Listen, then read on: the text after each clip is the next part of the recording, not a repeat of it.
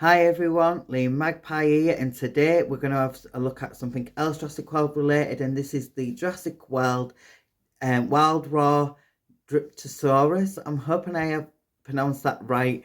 In my last review, I did a review on this one, and I forgot to show you the scan code. So here is the new scan code for these dinosaurs, so you can pause away and scan away. A lot of people might not use the app as much now, but I still like to share the scan code anyway. So you can pause away and scan away. So I quickly wanted to just get that out the way. But this is all new packaging, and these are the new species what Mattel's coming out with. And it's really cool that they're still keeping them up. They came out in 2018 and now we're going into 2023 and they're still going strong. The packaging's a bit different because it's not just called Dino Trackers where they usually just have like a title, but these ones concentrate on like an environment. So the one what I've just shown you, that had a desert environment, which you can see here on the logo, as this one has a jungle kind of environment, and then the packaging is a little bit different in the background. So in the background you can see it's got like trees and like very jungle vibes. We have the Jurassic World logo here, we have blue and beta there, and then we have, that's the Jurassic World, the Dino Trackers logo there, and then on the back of the packaging we have the figure in action there. Looks really awesome. Obviously it's compatible with the Jurassic World Facts app. Like I said, I'll show you the scan code. This is also a Rarivar. I just call them Raravars like they are from the very beginning. And then there is the other available figures on the back of the packaging, and I have done a review on this one, and I've got these two to do a review on next.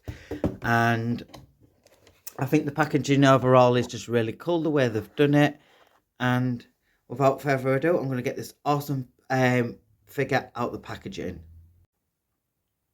So everyone, I have got this awesome figure out the packaging. I'm not going to pronounce the name because I do struggle with the name sometimes. Even though I know a bit about the species, I don't really know much about pronouncing names.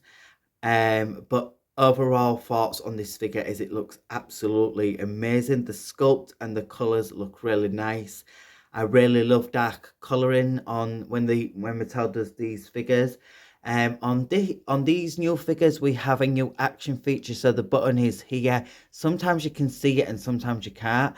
On this one you can see it, but it's a lot blended, a lot better than the one on this one. You can see the button a bit more on that, but on this one, because it's got spikes on its back, it blends in really well. And the colors on this one contain like an ash black color, like a charcoal black color, with a scattering of like a stone gray, and then a scattering of blue around the scalloped. And it's got lots of spikes and textures on this one, and it's a really unusual, menacing looking species. The tail looks amazing, as you can see there, but I'll show you the sculpt on that in a sec. And I just can't get over how cool it looks, and the colours just make it look a bit more menacing and a bit more creepy, and the sculpt is really cool as well. So this is the face sculpt up close. As you can see, it's not really showing it on camera ever. So yeah, this is the face sculpt up close. It looks really cool. It's got some really nice details. The scale detailing looks really nicely done as well around the nose. They look a bit like big around the face and looks really cool. And then it's got the scattering of blue what goes around the nose area. And then we've got this little bit of texturing around the chin with the nice grey colour. They usually go for like a cream colour, but for this one they've gone for a grey colour. The teeth are really nicely sculpted as well, as you can see here. Yeah, looks really awesome. I just love that little bit of pop of blue there, and the eye is really nicely painted with some nice indivots, and then it's got some spike detailing across the head, and then spike detailing going down its span, and then it's got loads of spike detailing on the tail. The eye is painted just in this like nice yellow colour, but I like the teeth. I like how they look. Oh, there's the sound.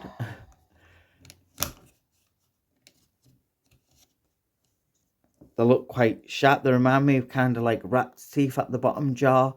It has kind of like a raptorish face if you actually move like the spikes away, and just looks really, really cool. I love the dark colouring.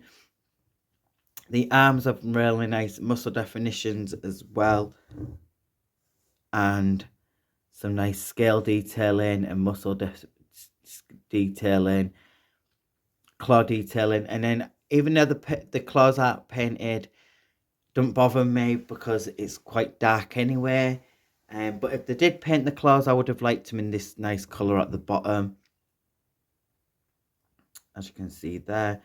And then we have some really nice detailing in the actual feet as well.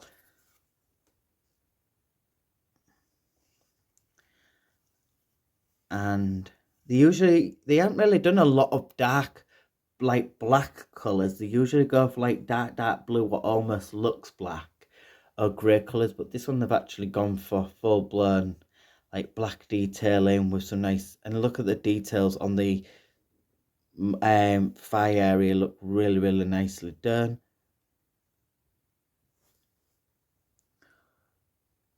And some nice details in the legs, and then the span has some really nice details as well. They're in like a hard plastic. These ones are a bit more of a flex on top of the head, and then these ones are like hard. And then that is the button as well. So I'm going to just do the sounds now so you can hear it. So you can move the button,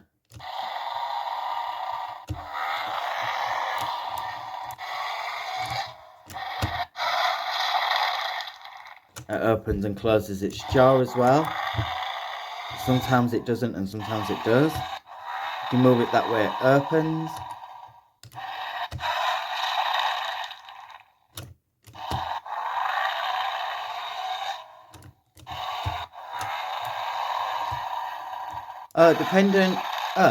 Depending on how you move it,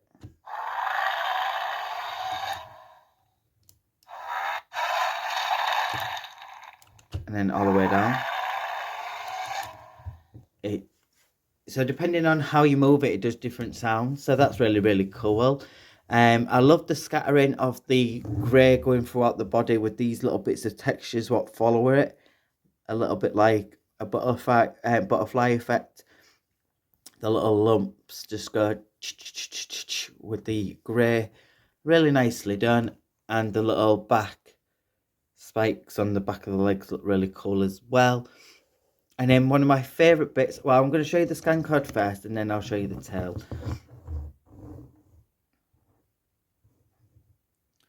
So you can pause away and scan away.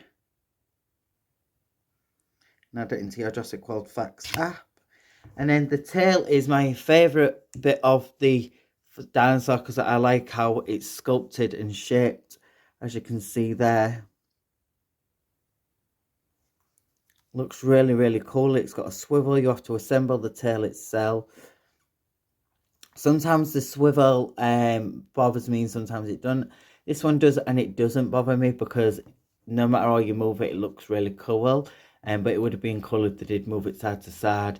The spikes have like a flex on them, so they're not like sharp, which is obviously for age differences. And the spikes on the span vary in size, and the spikes on the tail, on the side of the tail, vary in size. And it's the first time I've ever seen like spikes like this on a carnivore. They usually are more on like a Stegosaurus or another herbivore, but this one's, they've done it on a carnivore. And the articulation is you can move the arms up and down like that, pretty much just go all the way around, and you can move it out like that. as well, in and out, and then you can move the thighs in and out as well. I'm kind of glad that they've brought that back. They don't have that press down feature.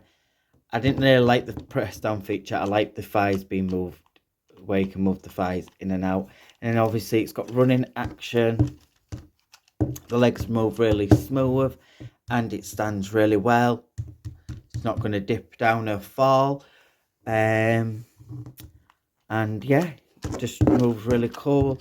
It's really menacing. It would be really scary to meet this one in real life. This would look really cool for photography, the tail, with like one of the like a human figure maybe getting attacked would look really cool with photography on this, with the tail. And overall, I just think it just looks awesome. Articulation, 10 out of 10. Sculpt, 10 out of 10. Colour, 10 out of 10. The sounds, 10 out of 10. If you wanted to do articulation with the head for photography, you could probably wedge that button and have its mouth open like that. And there it is, head on as well.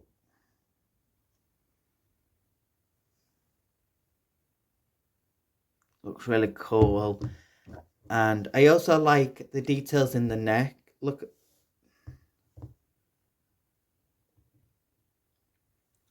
some really nice folds and wrinkles in the neck.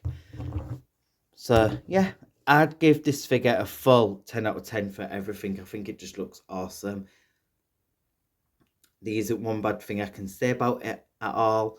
And yeah, I even like how the little lumps textured down to the tail. They haven't just cut it off at the tail. So yeah, I am done with this review. I hope you like and subscribe to my channel. Follow me on my Instagram for more toy related stuff and more Jurassic World content. I have got a few more Jurassic World stuff coming up soon, and I have a mixture of other toys coming up soon, because I want to get back to doing a mixture of toys on my channel. I've got some Avatar stuff coming up, I've got some Pokemon stuff coming up, and I've also got some cute toys coming up as Sylvanians, because I collect some odd Sylvanians because they're in scale size for the human figures. But yeah, please like, subscribe to my channel, get your hands on these awesome figures. They're in Smyths now. They retail for 20, I think it's 22 or 21 pounds. And I will see you all on the next one. Bye guys.